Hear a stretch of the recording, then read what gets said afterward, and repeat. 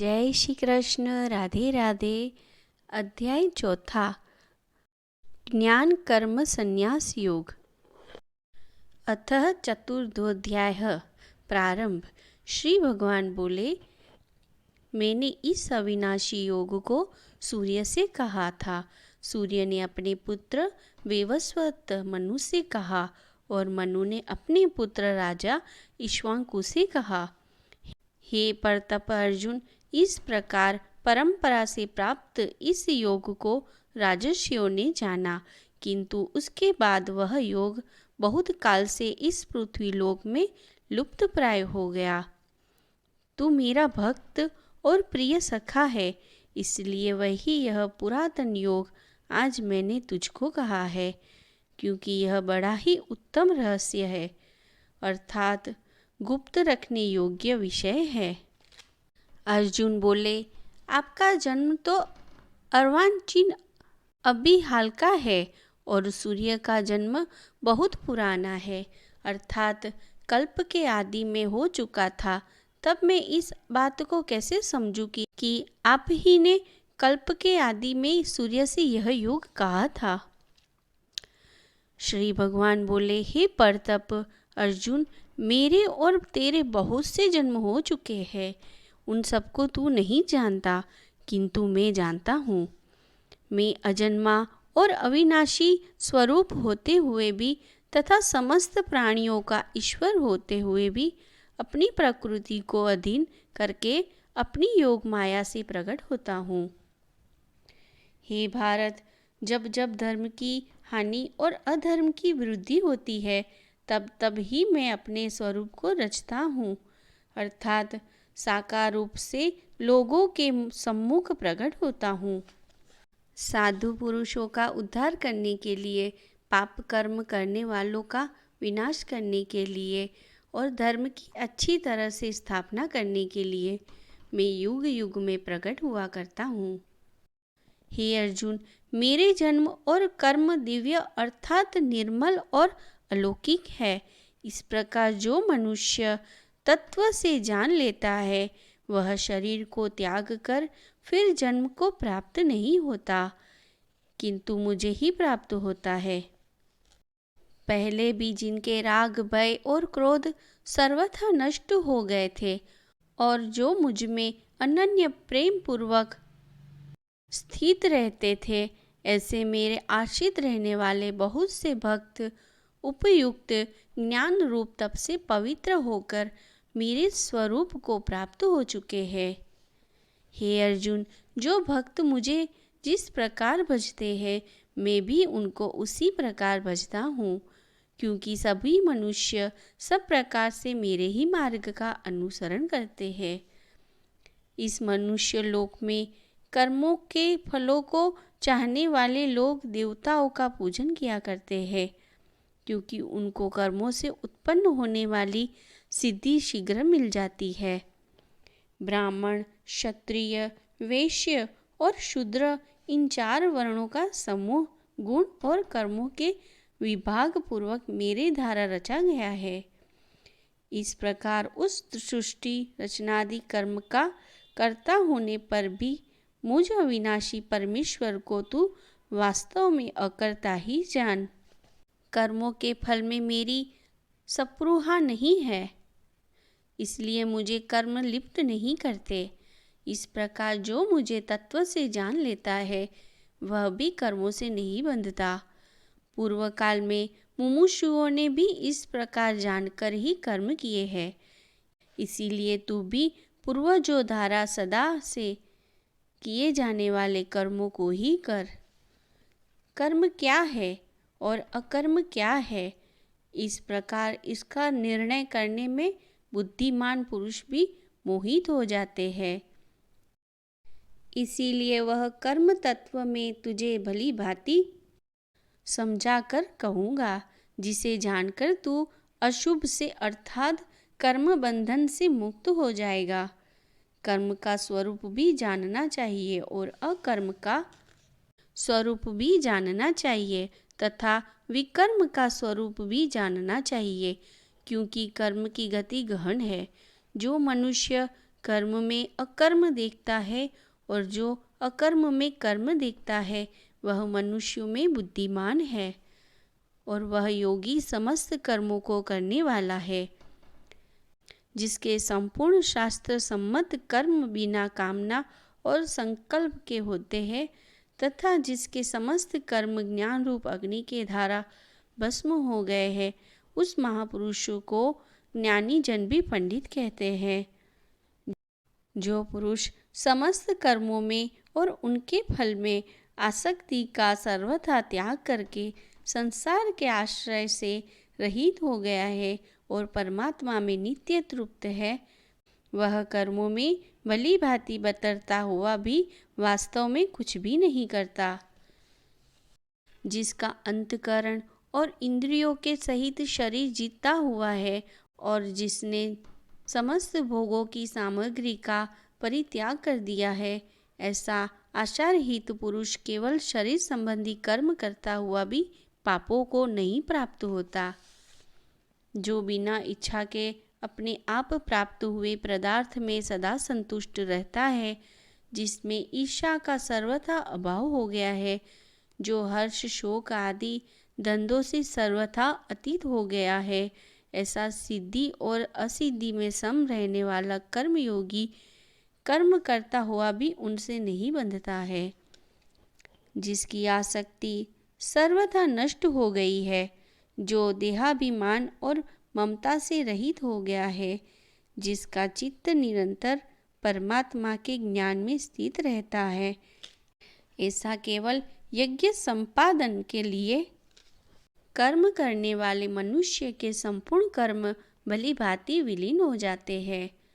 जिस यज्ञ में अर्पण अर्थात शुवा आदि भी ब्रह्म है और हवन किए जाने योग्य द्रव्य भी ब्रह्म है तथा ब्रह्म रूप कर्ता के द्वारा ब्रह्म रूप अग्नि में आहुति देना रूप क्रिया भी ब्रह्म है, उस ब्रह्म कर्म में स्थित रहने वाले योगी द्वारा प्राप्त किए जाने योग्य फल भी ब्रह्म ही है। दूसरे योगी जन देवताओं के पूजन रूप यज्ञ का ही भली भांति अनुष्ठान किया करते हैं और अन्य योगी जन पर ब्रह्म परमात्मा रूप अग्नि में अभेद दर्शन रूप यज्ञ के द्वारा ही आत्मा रूप यज्ञ का हवन किया करते हैं। अन्य योगी जन श्रोत्र आदि समस्त इंद्रियों को संयम रूप अग्नियों में हवन किया करते हैं और दूसरे योगी लोग शब्दादि समस्त विषयों को इंद्रिय रूप अग्नियों में हवन किया करते हैं। दूसरे योगी जन इंद्रियों की संपूर्ण क्रियाओं को और प्राणियों की समस्त क्रियाओं को ज्ञान से प्रकाशित आत्म संयम योग रूप अग्नि में हवन किया करते हैं। कई पुरुष द्रव्य संबंधी यज्ञ करने वाले हैं, कितने ही तपस्या रूप यज्ञ करने वाले हैं तथा दूसरे कितने ही योग रूप यज्ञ करने वाले हैं। कितने ही अहिंसादि तीक्ष्ण व्रतों से युक्त यत्नशील पुरुष स्वाध्याय रूप ज्ञान यज्ञ करने वाले हैं। दूसरे कितने ही योगी जन अपान वायु में प्राण वायु को हवन करते हैं। वैसे ही अन्य योगी जन प्राण वायु में अपान वायु को हवन करते हैं तथा अन्य कितने ही नियमित आहार करने वाले प्राणायाम परायण पुरुष प्राण और अपान की गति को रोककर प्राणों को प्राणों में ही हवन किया करते हैं। ये सभी साधक यज्ञों द्वारा पापों का नाश कर देने वाले और यज्ञों को जानने वाले हैं। हे कुरुश्रेष्ठ अर्जुन, यज्ञ से बचे हुए अमृत का अनुभव करने वाले योगीजन सनातन परब्रह्म परमात्मा को प्राप्त होते हैं और यज्ञ न करने वाले पुरुष के लिए तो यह मनुष्य लोक भी सुखदायक नहीं है, फिर परलोक कैसे सुखदायक हो सकता है। इस प्रकार और भी बहुत तरह के यज्ञ वेद की वाणी में विस्तार से कहे गए हैं। उन सबको तू मन इंद्रिय और शरीर की क्रिया द्वारा संपन्न होने वाले जान। इस प्रकार तत्व से जानकर उनके अनुष्ठान द्वारा तू कर्म बंधन से सर्वथा मुक्त हो जाएगा। हे परतप अर्जुन, द्रव्यमय यज्ञ की अपेक्षा ज्ञान यज्ञ अत्यंत श्रेष्ठ है तथा यावन मात्र संपूर्ण कर्म ज्ञान में समाप्त हो जाते हैं। उस ज्ञान को तू तत्वदर्शी ज्ञानियों के पास जाकर समझ। उनको भली भांति दंडवत प्रणाम करने से, उनकी सेवा करने से और कपट छोड़कर सरलता पूर्वक प्रश्न करने से वे परमात्मा तत्व को भली भांति जानने वाले ज्ञानी महात्मा तुझे उस तत्व ज्ञान का उपदेश करेंगे, जिसको जानकर फिर तू इस प्रकार मोह को नहीं प्राप्त होगा। तथा हे अर्जुन, जिस ज्ञान के द्वारा तू संपूर्ण भूतों को निशेष भाव से पहले अपने में और पीछे मुझ सच्चिदानंद घन परमात्मा में देखेगा, यदि तू अन्य सब पापियों से भी अधिक पाप करने वाला है तो भी तू ज्ञान रूप नौकाधारा निसंदेह संपूर्ण पाप समुद्र से भली भांति तर जाएगा। क्योंकि हे अर्जुन, जैसे प्रज्वलित अग्नि ईंधनों को भस्ममय कर देता है, वैसे ही ज्ञान रूपी अग्नि संपूर्ण कर्मों को भस्ममय कर देता है। इस संसार में ज्ञान के समान पवित्र करने वाला निसंदेह कुछ भी नहीं है। उस ज्ञान को कितने ही काल से कर्म योग के द्वारा शुद्धांतकरण हुआ मनुष्य अपने आप में ही आत्मा में पा लेता है। जितेंद्रिय, साधन परायण और श्रद्धावान मनुष्य ज्ञान को प्राप्त होता है तथा ज्ञान को प्राप्त होकर वह बिना विलंब के तत्काल ही भगवत प्राप्ति रूप परम शांति को प्राप्त हो जाता है। विवेकहीन और श्रद्धा रहित संशय युक्त मनुष्य परमार्थ से अवश्य भ्रष्ट हो जाता है। ऐसे संशय युक्त मनुष्यों के लिए न यह लोक है, न परलोक है और न सुख ही है। हे धनंजय, जिसने कर्म योग की विधि से समस्त कर्मों का परमात्मा में अर्पण कर दिया है और जिसने विवेक धारा समस्त संशयों का नाश कर दिया है, ऐसे वश में किए हुए अनंत करण वाले पुरुष को कर्म नहीं बांधते।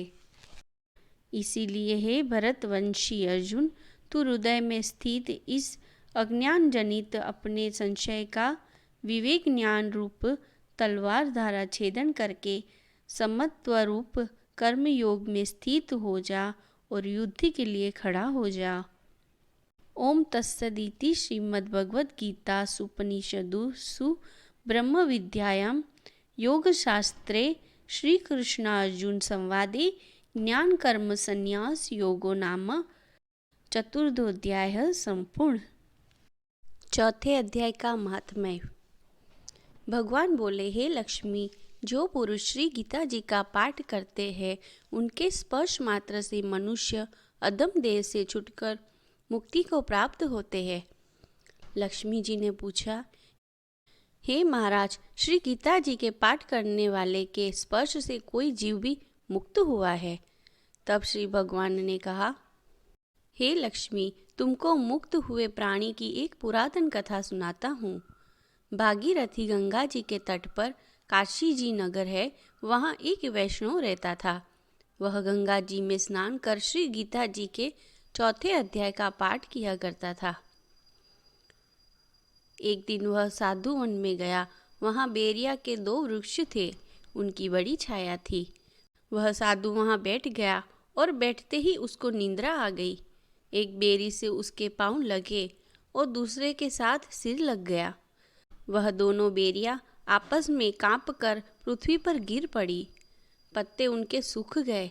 परमेश्वर की कृपा से वह दोनों बेरियां एक ब्राह्मण के घर जा पुत्रियां हुई।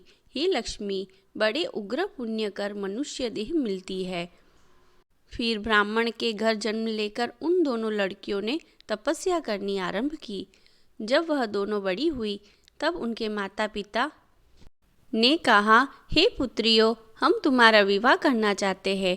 तब उन दोनों ने माता पिता से कहा, हम विवाह नहीं करती। उनको अपने पिछले जन्म की खबर थी। वह सुंदर जाति में जन्मी थी। उन्होंने कहा, हमारे मन में एक कामना है, परमेश्वर वह पूर्ण करे। बहुत भली बात है। उनके मन में ही यही था कि जिस साधु के स्पर्श से हमारी अधम देह छूट के यह देह मिली है, उस साधु से हम मिले। इतना विचार कर उन दोनों लड़कियों ने माता पिता से तीर्थ यात्रा करने की आज्ञा मांगी। तब माता पिता ने तीर्थ यात्रा की आज्ञा दे दी और कहा, तुमको परमेश्वर जी की आज्ञा है। तब उन दोनों कन्याओं ने माता पिता की चरण वंदना करके गमन किया। तीर्थ यात्रा करती हुई वे बनारस पहुंची। वहां जाकर देखा, वहीं तपस्वी बैठा है, जिसकी कृपा से हम बेरी की देह से छूटी है। तब दोनों कन्याओं ने चरण वंदना करके विनय करी, है संत जी, धन्य हो, आपने हमको कृतार्थ किया है। तब उस तपस्वी ने कहा, तुम कौन हो? मैं तुमको नहीं जानता। कन्याओं ने कहा, हम आपको पहचानती है।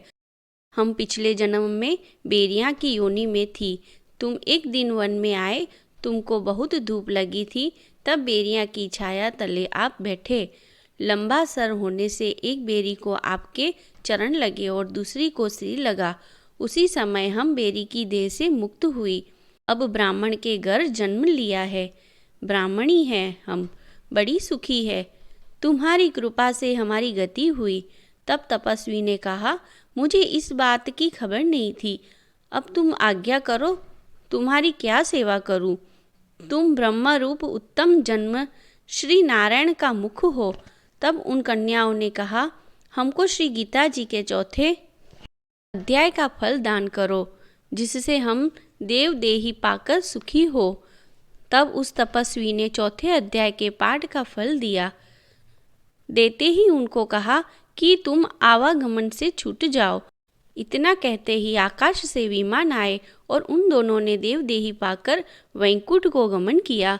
फिर तपस्वी ने कहा, मैं नहीं जानता था कि श्री गीता जी के चौथे अध्याय का ऐसा महात्म्य है। अब वह मन वचन व कर्म से नित्य प्रति अटूट श्रद्धा सहित श्री गीता जी का पाठ करने लगा। जय श्री कृष्ण। राधे राधे।